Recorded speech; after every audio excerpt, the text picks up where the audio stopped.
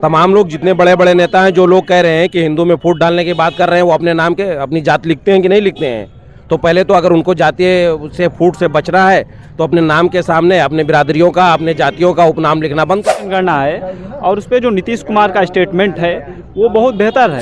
जनगणना हो जाएगी, प्रत्येक लोगों को पता चल जाएगा कि उनकी जाति के लोग कितने लोग हैं, तब देश में एक नया आंदोलन चलेगा। लगता है कि जाति जनगणना पूरे भारत में लागू होना चाहिए, पूरे भारत में होना चाहिए। बिल्कुल होना चाहिए। अभी जो इससे न्याय होगा, न्याय होगा, इससे बिल्कुल न्याय होगा। जिसकी जितनी हिस्सेदारी है उसकी उतनी भागीदारी होनी चाहिए। नौकरियों में आप देख लीजिए, तमाम चीज़ों में आप देख लीजिए, क्या नहीं, जिनकी आबादी बहुत कम है वो तमाम नौकरियों में छाए हुए हैं, और जिनकी आबादी पॉपुलेशन ज़्यादा है वो पढ़े लिखे भी हैं लेकिन उनको नौकरियां नहीं मिल पा रही। कुछ लोग कह रहे हैं कि मतलब जाति जनगणना करा के मतलब फूट डालने के, हिंदू में फूट डालने की कोशिश की जा रही है। ऐसा कुछ नहीं है, ये तो कोई नई बात वो नहीं कह रहे हैं। जातीय व्यवस्था तो बहुत पहले से है भारत में, हमारे देश में तो जातीय व्यवस्था तो बहुत पहले से है ना। कोई ये नई बात थोड़े ना की है उन्होंने, कोई नई बात नहीं। अगर नई बात वो किए होते, तमाम लोग जितने बड़े बड़े नेता हैं, जो लोग कह रहे हैं कि हिंदू में फूट डालने की बात कर रहे हैं, वो अपने नाम के अपनी जात लिखते हैं कि नहीं लिखते हैं? तो पहले तो अगर उनको जातीय से फूट से बचना है तो अपने नाम के सामने अपने बिरादरियों का, अपने जातियों का उपनाम लिखना बंद कर देना चाहिए था उन लोगों को। जब बंद कर देंगे तभी तो ये पता चलेगा कि ये सिर्फ हिंदू है या ये सिर्फ मुसलमान है, कोई जात बिरादरी इसकी नहीं है। जब आप खुद लिखते हैं अपने नाम के साथ, पंडित तो पंडित लिखते हैं, ठाकुर हैं तो ठाकुर लिखते हैं, दलित हैं तो दलित लिखते हैं, यादव हैं तो यादव लिखते हैं, तो फिर उसमें किस बात की? जब आप अपना खुद ही परिचय दे रहे हैं अपने जात और बिरादरी से। लेकिन जो अभी बिहार में हुआ है जाति जनगणना, अब जितना सरकार ने दिखाया है डाटा, अब क्या लगता है आपको हिस्सेदारी उनको मिल सका है कि वहाँ पे?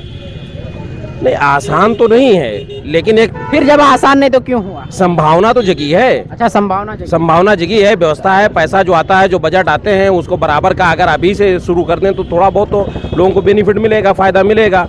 और अगर यूपी में हो जाए तो यूपी में भी देखें कि जो भी है व्यवस्था, जो सिस्टम है उसके एकदम बिल्कुल उल्टा है यूपी में भी। अच्छा। यूपी में भी जो जातियाँ ज़्यादा हैं, जिनकी आबादी ज़्यादा है, जो पढ़े लिखे ज़्यादा हैं, वो नहीं पा रहे हैं। अभी मैं एक उदाहरण दे दूँ, एक कॉलेज में अपॉइंटमेंट हुआ है जिसमें 30 सीटों में 14 पंडित का हुआ है, 14 पंडित का हुआ है, और वो भी माइनॉरिटी कॉलेज में हुआ है। अब वाइस चांसलर चूँकि पंडित हैं कानपुर यूनिवर्सिटी में, तो उन्होंने जितना चाहा अपना करवा दिया, फ़ोन कर दिया, हो गया। तो ये व्यवस्थाएं कहीं ना कहीं जाति हिसाब से या तो खत्म हो, और अगर खत्म नहीं तो सबको बराबर की हिस्सेदारी मिलनी चाहिए। जैसे पीडीए का मामला है, जो उनकी आबादी ज़्यादा है ना, पिछड़ों की आबादी ज़्यादा है, दलितों की आबादी ज़्यादा है, मिनाटी की आबादी, तो उनको हिस्सा नहीं मिल पा रहा है। जी भैया बताइए, हिस्सा नहीं मिल पा रहा है। जब आरक्षण पहले से लागू है, 50% आरक्षण है, सबको नौकरियां मिली 50% में, तो और जो 50% जनरल है उसमें भी सारे लोग आरक्षण लागू उसमें अप्लाई कर। नहीं, आरक्षण लागू है, ठीक है, आरक्षण ये पूरी परमानेंट व्यवस्था नहीं है। आरक्षण में क्यों नहीं है उनके पास? अगर आरक्षण क्यों होना चाहिए, हमें ये बता दीजिए, आरक्षण क्यों होना चाहिए? आरक्षण क्यों होना चाहिए? जी भैया। नहीं, आरक्षण पूरा परमानेंट व्यवस्था नहीं, वो सिर्फ 10 सालों के लिए क्या गया था, लेकिन राजनीतिक लाभ के लिए लोग उसको एक्सटेंशन कर रहे हैं। हम ये कह रहे हैं कि अगर मान लीजिए आरक्षण वाला आदमी अगर 10% जनरल है तो क्या वो 40% लेंगे, 50% लेंगे? किसी जाति का जाहिर सी बात है कि यानी जिनकी आबादी जितना उनको उतना मिलना चाहिए, चाहे जिस जात बिरादरी का हो। इंसाफ तभी तो हो पाएगा भाई। अगर आप 5 हो तो आपको 5 ही तो चाहिए, अगर वो 95 तो उनको 95 चाहिए, अगर आप 95 तो आपको चाहिए। नहीं, ये जनगणना है और उस पर जो नीतीश कुमार का स्टेटमेंट है वो बहुत बेहतर है। अभी उन्होंने क्रीमी लेयर और नॉन क्रीमी लेयर की बात भी की, और दूसरी बात ये है कि ये कांग्रेस ने भी कराया, लेकिन उसकी ये हिम्मत, साहस नहीं हो पाया कि वो जो है इन आंकड़ों को जारी कर सके। अभी वहाँ के जो आंकड़े आए हैं बड़े चौंकाने वाले आंकड़े हैं। वहाँ पे 64% पिछड़े हैं और 20% वहाँ की SC आबादी है।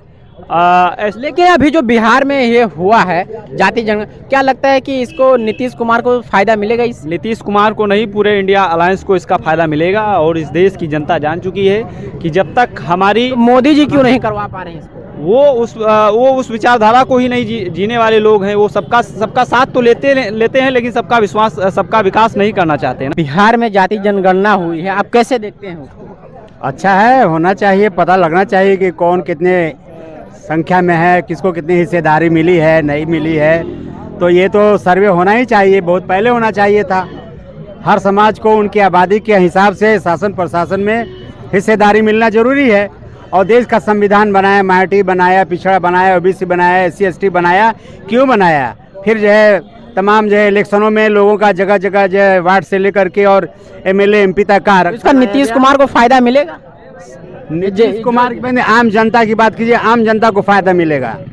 आम जनता के फायदे की बात सोचिए, प्रधानमंत्री को मिलेगा कि नहीं, मुख्यमंत्री को मिलेगा कि नहीं, वो जिंदाबाद जो लोग हैं, जो गरीबों की आवाज़ बन रहे हैं और गरीबों की आवाज़ उठ करके एक पटल पे आ रहा है। कुछ लोग बोलने लायक नहीं, हम तो बोल रहे हैं, कुछ लोग ऐसे नहीं हैं, जान के समझते हैं लेकिन बोल नहीं पाते हैं, शर्माते हैं, डरते हैं, या उनके पास वो आवाज़ नहीं है।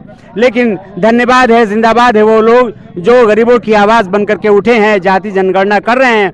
उसमें ST ST के साथ साथ मैं तो ये कहूँगा कि अल्पसंख्यकों के अधिकारों को भी इसमें शामिल होना चाहिए, माइनॉरिटी का भी अधिकार होना चाहिए। और बिहार में 18% लगभग मुसलमान की वहाँ पे परसेंटेज है, क्या लगता है आप उस हिसाब से उनको हक मिल पाएगा?